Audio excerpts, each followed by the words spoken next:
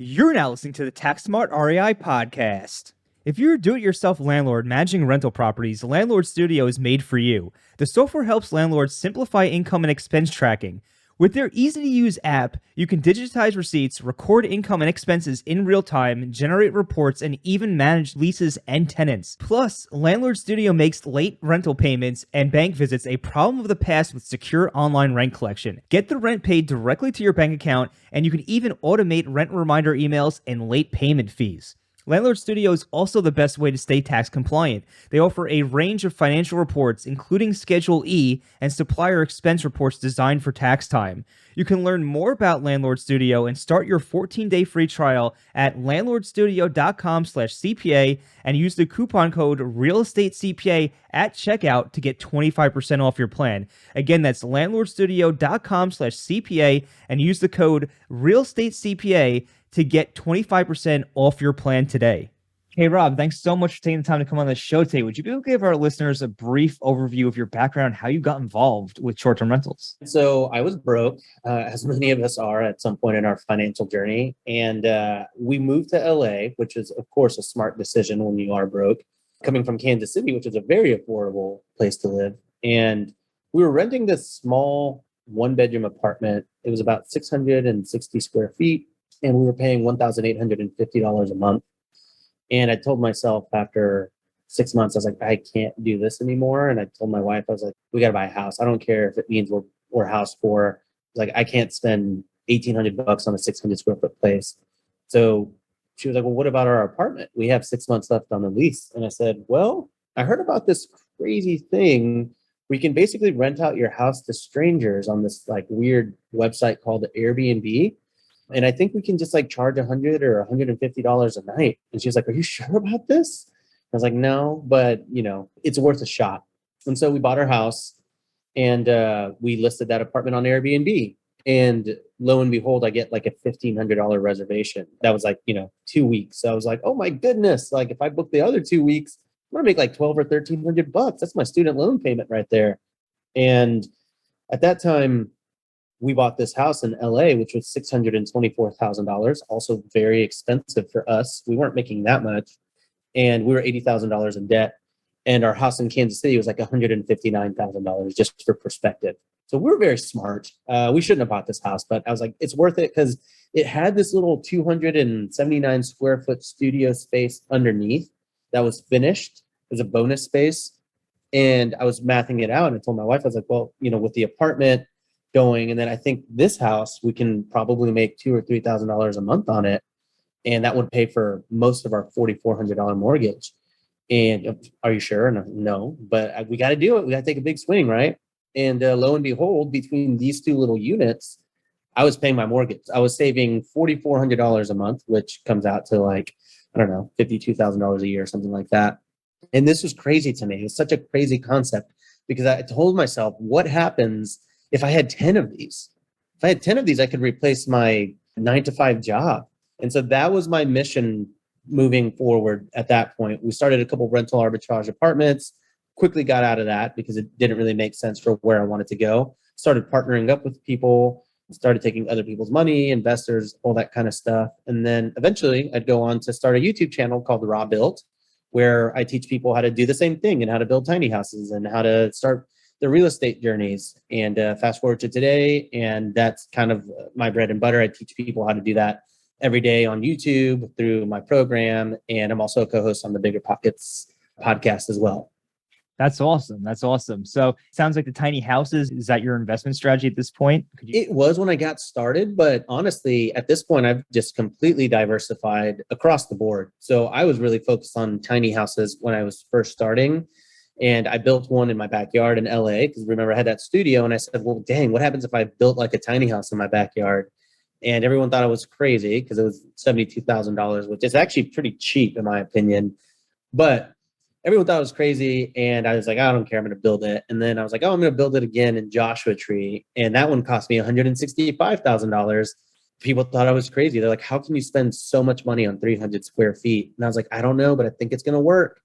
And we'd have people drive by that house every day and just slowly creep on it, like in their car, just looking at me unapologetically. And I was like, all right, well, hi, and then I built a small home after that, which was 880 square feet.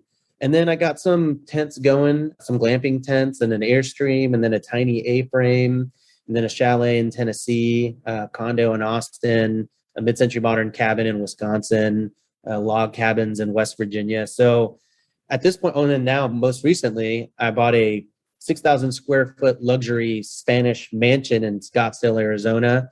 And as of like 2 or 3 weeks ago, we just closed on a 20 unit motel.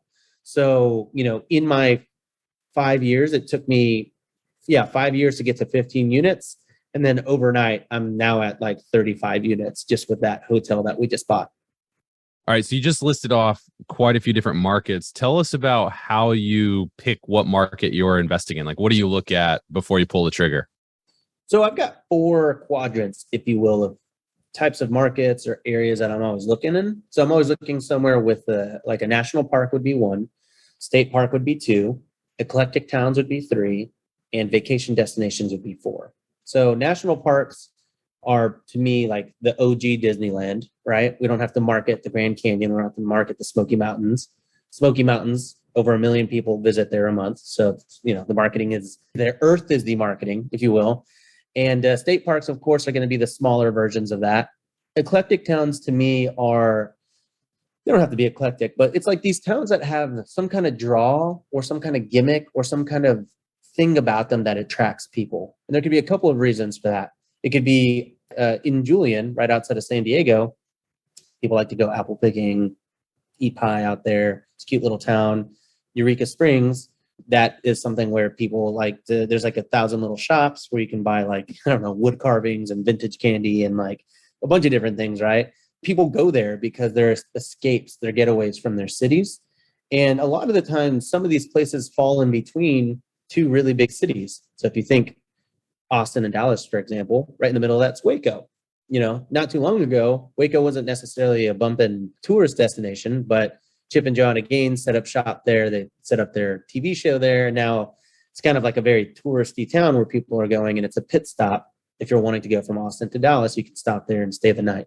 So that to me is a really good place to be. And then lastly, vacation destinations. So these are going to be like your lake houses, beach houses, mountain towns, ski resorts, or touristy towns, right? Like Hollywood in LA, or like Orlando, Florida, right outside of Disney World. So you really want to follow where people are going, in my opinion. You don't have to abide by this strategy. There are a lot of people that do invest in metropolitan areas. They have really great success. But for the most part, I think if you've got a target audience that you're going for, you want to focus on the people and like where they're going and why they're going.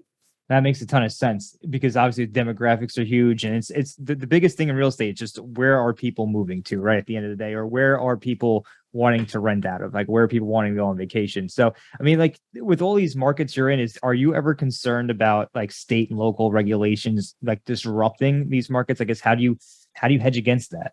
Yeah, there are a few ways you can do that. I mean, one, a lot of people are scared of regulation, but I would encourage you not to be so scared of regulation if the regulation has already happened. I actually think it's very scary, and it could be pretty risky to invest in a city that hasn't been regulated, where it's like the gold rush, Wild West, right? And everyone's like, oh my God, this is it, I found it. And then boom, it's outlawed overnight. And you're like, whoa, that kind of stuff happens all the time, right? So if there is no level of regulation, I'm not typically going for that area. On top of that, I like to invest in these national park tourist destinations, right? Because those economies legitimately, they stand up on the revenue from the tax dollars and from the economic benefit of having tourists going there, right? The Smoky Mountains is an area where over 1 million people visit every single month. And so the whole economy is boosted by that. The people that you hire, the handymen, the cleaners, like the AC guys, the roofers, all of those people are fueled by the money that comes from short-term rentals. And so because of that, most of the time those cities aren't going to regulate against those short-term rentals, or else they're going to be really cutting themselves off from a tax standpoint. So I like being in some of these cities that depend on travel because I feel like it's a bit of a safer bet, if you will. Got it. That makes a lot of sense. So basically kind of 2 takeaways here is one, look for towns or look for destinations where the local economy relies on tourism. and you're going to be maybe putting yourself in a good position not to get hit with a bunch of regulations that could blow up your short-term rental business. Well, yeah. And then also keep in mind, I just said I'm really diversified, right? So I've got 35 units across like 7 or 8 states. At the end of the day, you cannot completely hedge against regulation. And so it's one of those things that's, you can do your best, but you don't really, no one can tell the future, right? And so I've realized this. And because I've diversified so much, if I have to take an L on one property, I haven't yet, but if I had to because of regulation, I've got 34 other properties that can pick up the slack, right? And so that wasn't necessarily, I'd like to say, that wasn't necessarily the plan. It's not like I was genius and I was like, hey, man, if I like diversify, I'm going to be safe. This is just something I realized after the fact. I was like, oh, man, if one of my places suffers, no big deal, because the profits on my other properties are so high that, I can sell it off. I can turn it into a long-term rental. I've got those options as someone that owns that property. Not necessarily something that you can do if you're doing rental arbitrage, for example. Really interesting. So how do you build teams across all these properties and markets, and how do you manage this geographically diverse portfolio?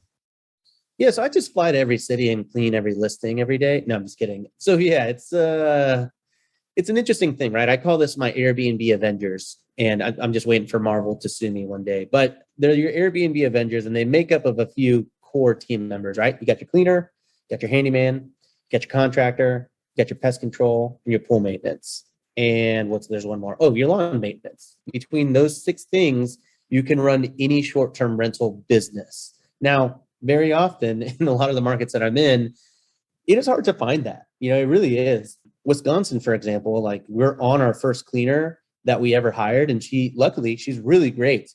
But if she was ever like, sayonara, I'm out of here, we'd be in a pretty tough spot because there aren't a lot of cleaners in that specific area that we're invested in. So it can be really, really tough. And this actually just happened in West Virginia, where we've been trying to find a cleaner out there because the first cleaners that we hired weren't great. We kept getting complaints about the cleanliness of the place. And A, it's embarrassing as a host, but B, it's embarrassing as a guy that teaches how to Airbnb, right? I have a certain accountability to myself that I want my listings to be really good. And so we had to let those cleaners go, and we found someone else, and we're like, man, this person is really great. And then we kind of found out that she was stealing from us. Long story short, we have a ladybug issue in that part of the city where it's literally just ladybug season. And so some will sometimes get in. So now we have to send her in to go and sweep up ladybugs before every guest. And we just basically found out that she wasn't going both times, and she was just going one time, and she was charging us for the 2. So all right, we got to fire this lady, right? And we're like, well, shoot, we're a captive audience here. You're a very captive audience if you don't choose your market and do your due diligence beforehand. We kind of bought this because we're like, it's a great market. We closed on it, and we were like, oh, wait a minute, no one lives here. People travel here, but no one lives here, right? And so that was kind of a really big shakeup for us. So it was all hands on deck. And it was me, my business partner, my assistant. And I was like, we got to all call for 3 hours everywhere. Call hotels, call motels, call small mom and pops. Ask them if they know anyone that's in the cleaning business that's looking for work, that kind of thing, right? And luckily, before we got too far into it, my assistant looked again and she found someone, and boom, we've replaced it.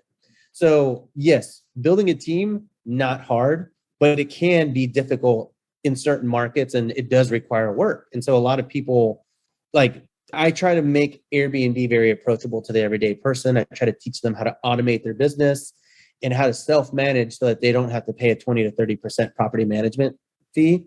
But sometimes you just cannot automate everything, right? You can't automate finding your cleaners.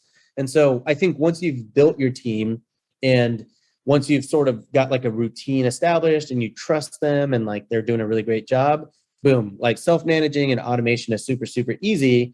And that to me is how I run my business. That's how I manage from afar, because I'm able to automate things like my messages, scheduling my cleaners, inventory, check-ins, pricing. I can automate so much on my own that it lets my team, like my handyman and my cleaners, really kind of run with it. And they report back to me when something needs to be fixed. So if something is broken, my cleaner will communicate that with me, and then I'll communicate that with the handyman. They'll go and fix it because I've got electronic keypads on there, and boom, we're good to go.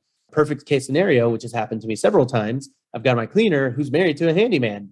And so sometimes they don't even need to communicate to me to communicate to the handyman.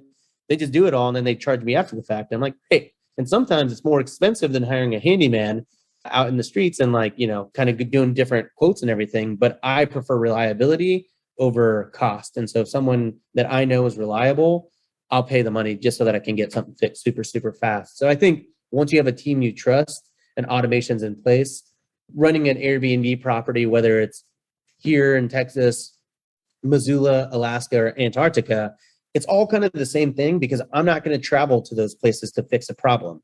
I have to keep myself accountable to put the systems in place so that when something goes wrong, I've got the people there to fix it. Really nice explanation. One thing that I like to ask people, especially people within my firm, because we're all about fast growth here at our CPA firm. If you were to double in size, what would your team look like at that point? What would you be doing on a day-to-day basis? And what sort of controls and feedback loops would you have in place to, like, everything that you just kind of detailed? I would imagine you're not going to be able to really do if you were to double in size. So how would you build a system that kind of scales with you? We're going to take a quick break to hear a word from Relay. If you invest in real estate and manage properties, then you need banking that's truly built for your business. With all the bank accounts you have to manage for your properties, account minimums, overdraft fees, and issues connecting to accounting software like QBO or Landlord Studio, things can get extremely complex. This is why I recommend Relay. Relay is an online banking and money management platform that is perfect for real estate businesses. First, there are no accounting fees, no overdraft fees, no minimum balances, which means you get to keep more money in your pocket. And Relay goes beyond just the basics of banking to help you understand precisely what you're earning, spending, and saving. You can get up to 20 checking accounts to organize and allocate income for things like day-to-day expenses, investments, or taxes.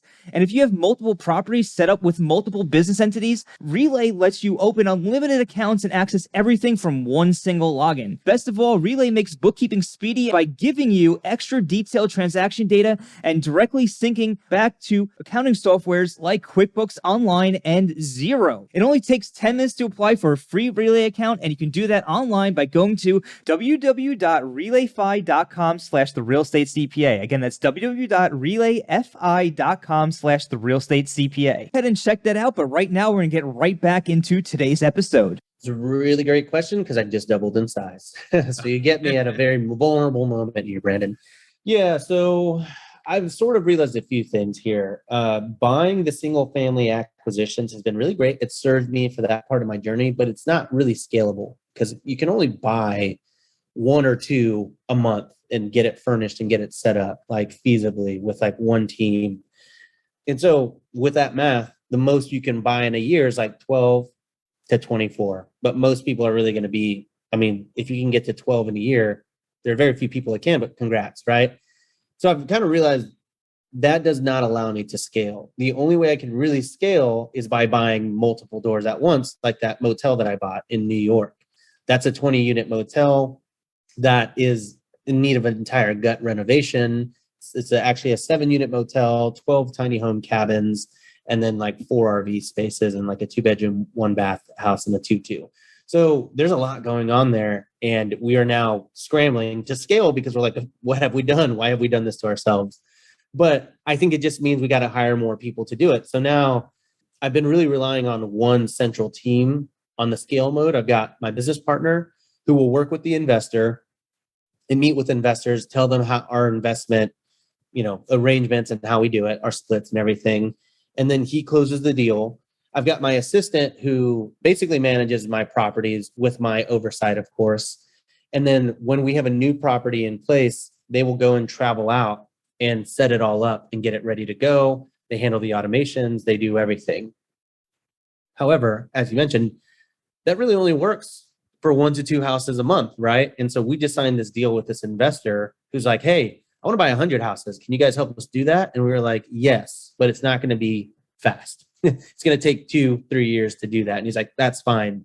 So now we're at this point where we're realizing, we're going to have to hire basically full-time stagers. Like my assistant has been able to do it at the skill that we're at, but she can't do that full-time and be my assistant / property manager. And then the same thing with my business partner. He can't be running every single escrow for 100 houses.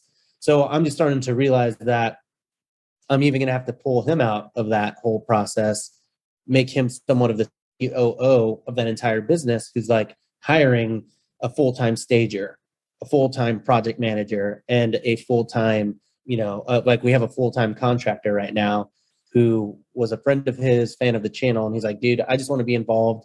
Send me anywhere you want around the country and I'll fix things and build things for y'all. And we're like, great.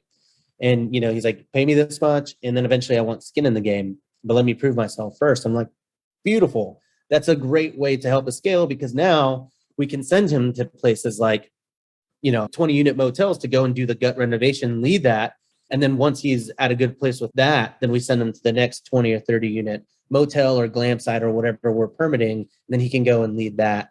So we're not really at the point yet where we're doing those first 20 at scale. That hasn't hit us like a bullet train yet, because we're renovating it and he's in charge of that. But as soon as they're all ready to go, it will take basically a full-time manager for that specific property. And we just hired her. She's going to be living there full-time, managing check-ins, managing minor maintenance, managing cleaning. It's like going to be a full-time job for her. And then she'll just report back to us with anything that we can do to make her job easier. So to answer your question in a much shorter route, we just have to staff up with specialty people versus being the Jacks and Jills of all trades. Yeah, I think that's really important as you scale. We definitely got to get the right people in the right seats. Without that, I think you could easily, spin out of control. Things just don't work out or don't really work out too right.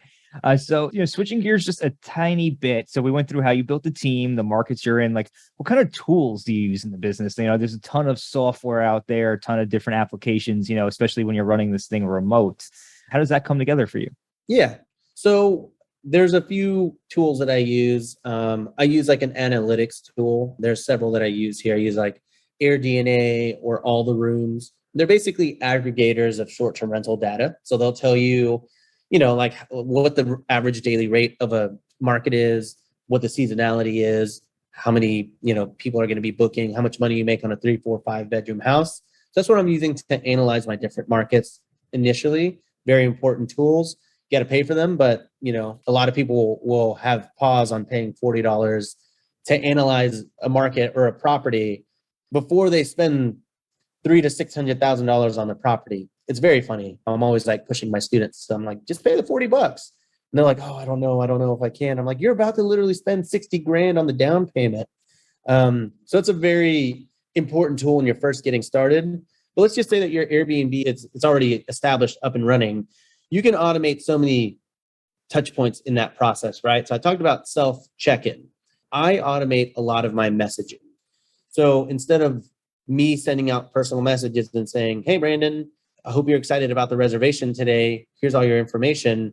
I just have AI do that for me through different templates. Because back in the day, I was sending out all the messages on my own. And when you do one, it's fine. You can do it. But when you have 2 or 3 or 4, you start realizing you forgot to send out important information. Guests never get responses to their questions. They get all mad. They leave you a 4-star. So you can basically automate a lot of the messages that go out, which is like when someone books your place, hey, you're confirmed, excited to have you. We'll reach out the day of your check-in with more information. You can send them a message when they check in and say, hey, I hope you're excited about today. Here's the link to access your check-in instructions. If you have any questions, let us know. You can do the day after check-in. Hey, how's everything going? Is everything going all right? I just got a new cleaner. If there's anything wrong, please just let us know. If you got any feedback, bring it to our attention. We're going to get it fixed. Checkout day. Hey, hope you enjoyed your stay. Here are your checkout instructions. We'll see you later. And then, hey, 2 days after they check out, you can say, hey, if you had a 5-star experience, would you mind leaving us a 5-star review? We thrive on that as a small mom and pop business, right? So you can automate all of those messages, but it still can't be used as a complete crutch, right? Because a lot of the times people will say, oh yeah, everything's going great. Do you have a can opener? Now, you can't really train an AI message to respond to that. I mean, you could, but I promise you it's not worth it, right? So you still have to have a human touch there, but it can eliminate 95% of your messaging back and forth. Same thing with pricing.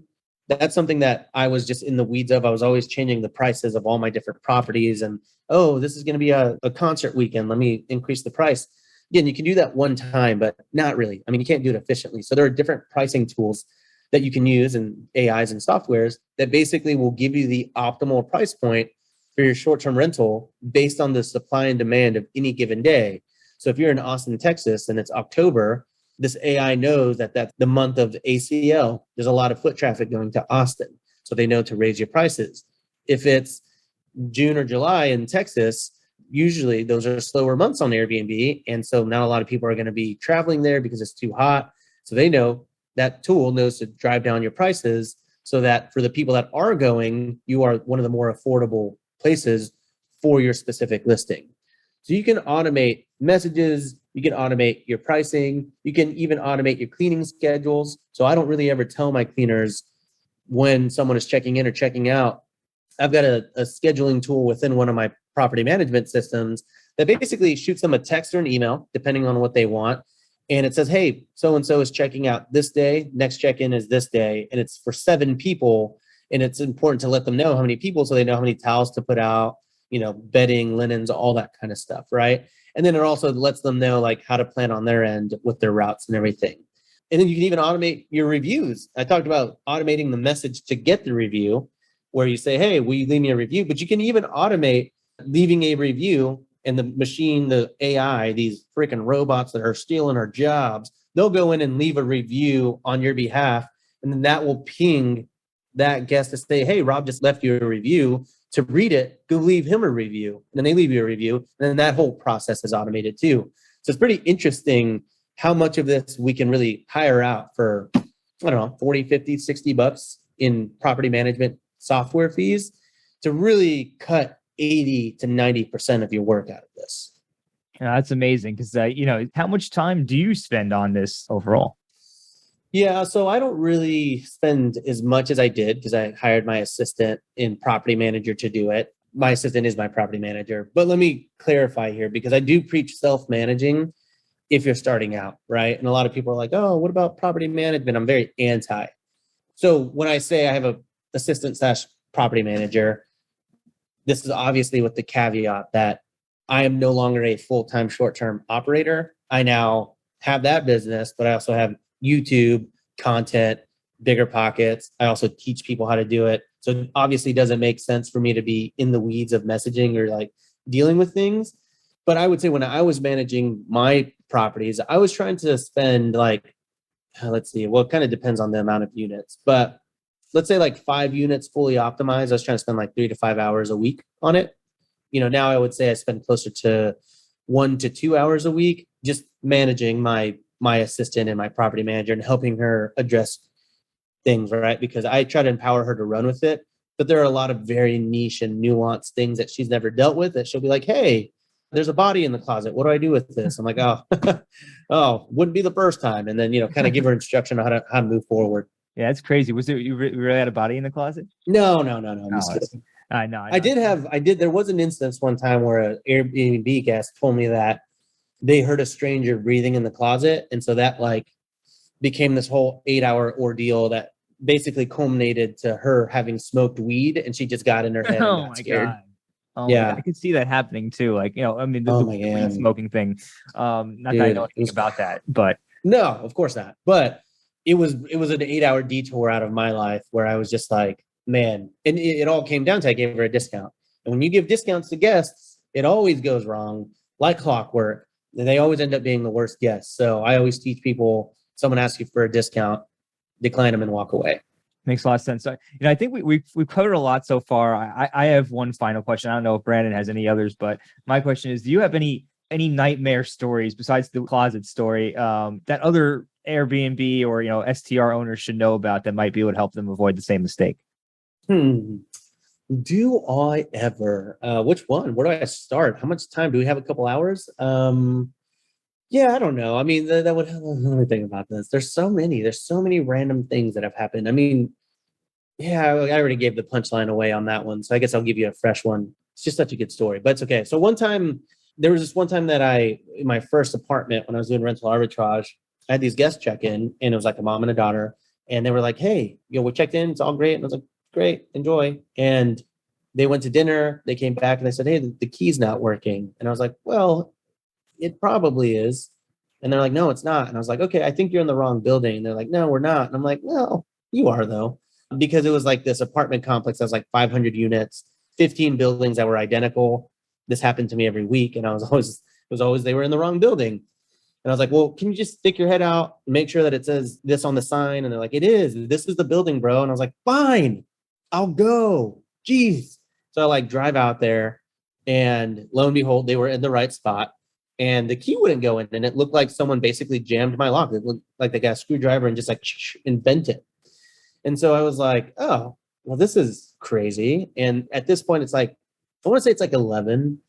And mom and daughter are like getting a little, they're not happy about the situation.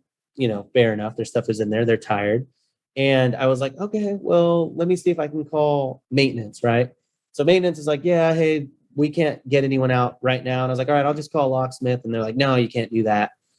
We'll charge you for it. And I was like, but I need to get in. They're like, yeah, sorry. And so they're like, we'll send someone. I was like, fine. No one shows up for like an hour, and it's like midnight. And Mama Bear is like not happy. She's like, I need you to call a locksmith right now. I was like, listen, Karen, I need you to calm down. I'm on your team here. Okay. You and me, we're friends. We want the same outcome. I too want to go home and sleep. And so she's like real mad. I'm like, just trying to do my best. It's like, we're literally sitting like outside of that apartment and just like sitting in silence for hours at this point, trying to make small talk here and there, but it's just really awkward. So finally these guys roll up, and I'll say this, they're my people, right? They're the Mexican guys that are coming back from a wedding. This is relevant because us Mexicans, we do like to party at weddings. This is a fun fact. You can look it up. And they all came together, and I was like speaking to them in Spanish. I was like, hey, what's up? What's going on? Like, I don't understand. They're like, oh man, yeah, we just got back from this wedding, and things were crazy, man. And I was like, oh, can you do this? Are you sure you can do this job? And they're like, yeah, we got you, man. I got you. And I was like, oh man, this is great. So they leave, and she's like, they are plastered. I cannot believe this. This is so unprofessional. And I was like, well, I have no affiliation with them, by the way. I speak Spanish. Other than that, I don't know them. And she was like, I cannot believe this. And they don't come back for like 30, 45 minutes. They're just gone.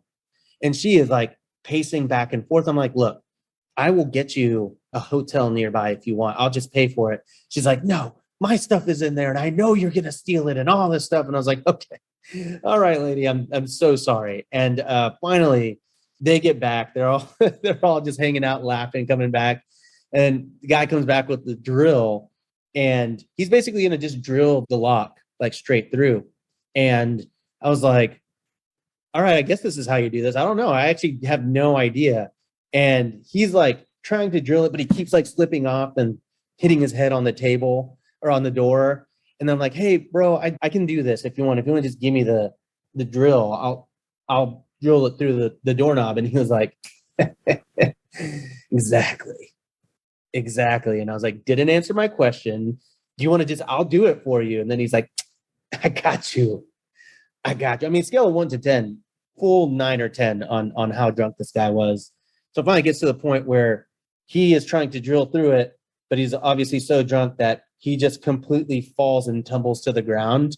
He's just like, oh, drill in one hand, like still spinning. And then I was like, yeah, you know what, man? He was like, this isn't going to work. Let me go get a bigger drill. And I was like, sure, leave this one here though. And he's like, I got you. And he like walks away. And man, at this point, Karen and daughter are like, they're angry, but it's like, you can't help but at least have like, it's like just so surreal that it's like, they're just like, she stopped talking to me basically, because she's just like, she was just sighing the whole time and having fun. So he walks away. And then finally, I'm just like, all right, this is my chance. So I get the drill, and I drill straight through the door, and I open it for her. And then they run in, and they're like checking their bags. They're like, and they're like, good day, sir. And then they leave. And I was like, all right. And then the guy didn't come back for like an hour. I had to just sit there waiting for him to come back. And he came back. He's like, oh, you fixed the door. And I was like, yeah, like I offered to literally 45 minutes ago. So anyways, lesson learned here is I should have just not listened to my apartment complex and called the locksmith, because guaranteed that locksmith could have just picked a lock in like a minute. Because I've called locksmiths before, and it's always very scary how quickly they could break into your house if they use their powers for evil. And yeah, so from that point on, I've only ever hired locksmiths. I've never had to drill through the door ever again. And that is the Robuilt story hour, everybody.